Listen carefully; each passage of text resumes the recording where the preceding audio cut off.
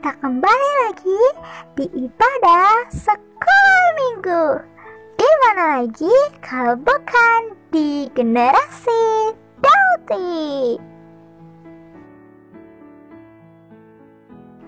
Ibadah sekolah minggu segera dimulai. Teman-teman, ayo ambil Alkitabnya. Duduknya rapi. Gak boleh makan atau minum ya.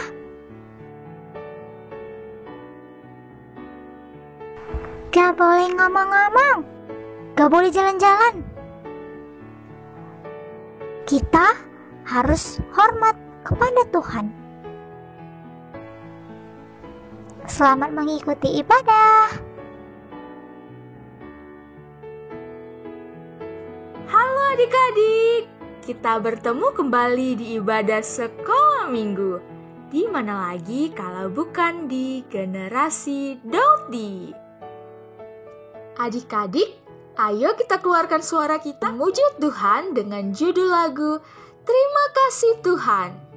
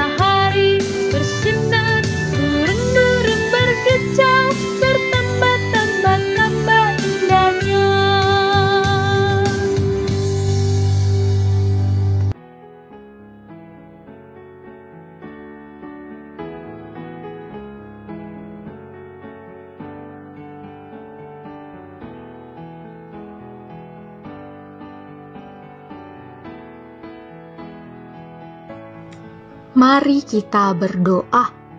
Tuhan Yesus, terima kasih untuk segalanya.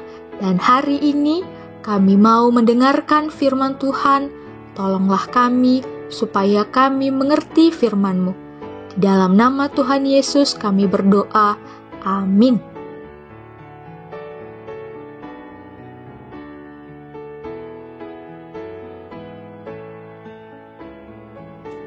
Adik-adik, masih ingat cerita minggu yang lalu? Iya, minggu yang lalu kita sudah mendengar bahwa bangsa Israel melakukan kejahatan dengan membuat patung lembu emas untuk menjadi Tuhan mereka. Wah, Musa sangat marah melihat perbuatan mereka. Akhirnya, Musa menghancurkan 2 loh batu yang dibawanya dari Gunung Sinai. Dan Musa juga menghancurkan patung lembu emas yang mereka dirikan. Adik-adik, kemarahan Musa juga merupakan kemarahan Tuhan. Tuhan begitu sedih melihat bangsa Israel menduakan Tuhan. Namun janji Tuhan untuk membawa bangsa Israel ke tanah perjanjian tidak mungkin gagal. Tuhan tetap memimpin Musa untuk membawa bangsa Israel berjalan menuju tanah perjanjian.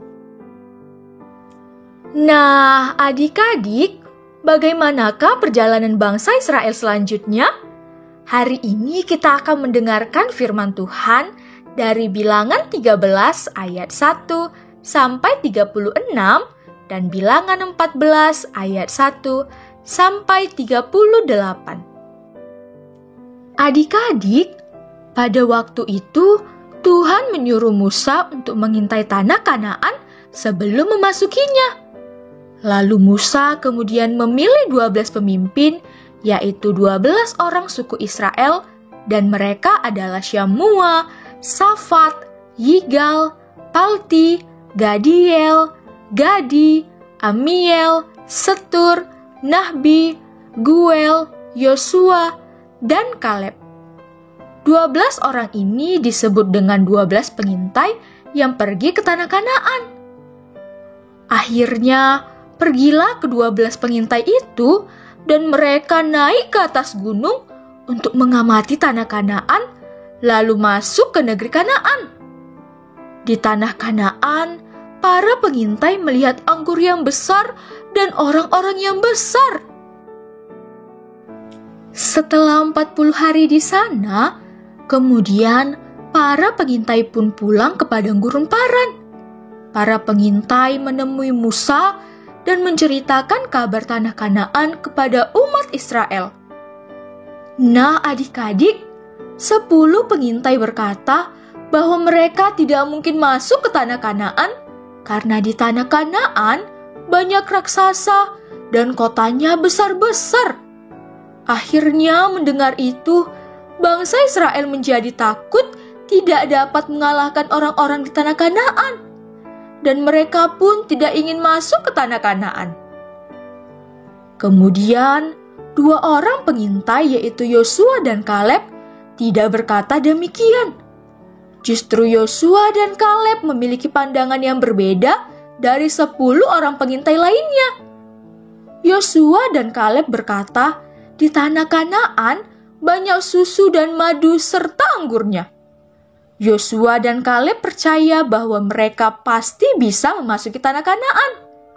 Karena selama ini mereka telah melihat bagaimana perbuatan Allah dalam memimpin mereka. Bahwa selama ini Allah tidak pernah meninggalkan mereka. Yosua dan Kaleb berkata bahwa mereka pasti bisa memasuki tanah Kanaan karena Allah bersama mereka, dan mereka yakin bahwa mereka dapat mengalahkan segala raksasa yang ada di tanah Kanaan. Tetapi adik-adik, orang-orang Israel tidak percaya kepada perkataan Yosua dan Kaleb yang membawa kabar baik tentang tanah Kanaan. Mereka justru lebih percaya kepada 10 pengintai yang membawa kabar buruk. Akhirnya, orang-orang Israel itu pun ingin melempari Yosua dan Kaleb dengan batu. Namun tiba-tiba adik-adik, muncullah kemuliaan Tuhan yang menyinari semua umat Israel. Dan kemudian Tuhan berfirman kepada Musa.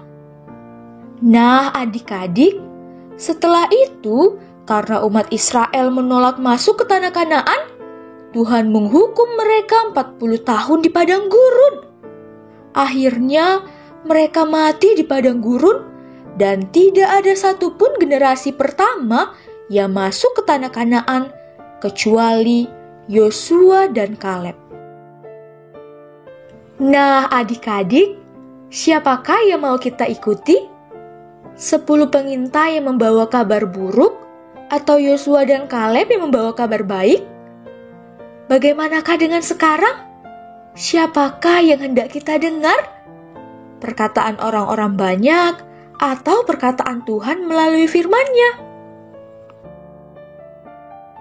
Ketidakpercayaan bangsa Israel akhirnya membawa penghukuman kepada mereka. Bagaimanakah dengan kita? Percayakah kita bahwa Tuhan adalah kebenaran yang dapat membawa kita kepada hidup yang kekal?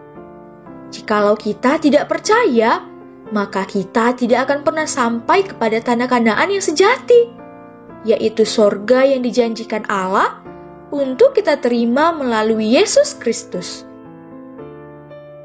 Percayakah kita bahwa hanya pengorbanan Yesuslah yang dapat membawa kita kepada hidup yang kekal? Yesus Kristuslah satu-satunya juru selamat yang dapat membawa kita sampai kepada hidup yang kekal. Percayalah kepada Tuhan Yesus dan terimalah Dia hadir di dalam hati kita. Ayat hafalan. Ayat hafalan kita pada minggu ini adalah Amsal 3 ayat 5. Percayalah kepada Tuhan dengan segenap hatimu dan janganlah bersandar kepada pengertianmu sendiri. Amsal 3 ayat 5. Percayalah kepada Tuhan dengan segenap hatimu dan janganlah bersandar kepada pengertianmu sendiri.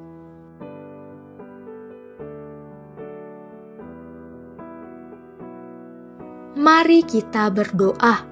Tuhan Yesus yang baik, ajarilah kami untuk percaya kepadamu, tolong kami untuk lebih mendengarkan firman-Mu, supaya kami memiliki tempat di sorga. Di dalam nama Tuhan Yesus, kami berdoa. Amin.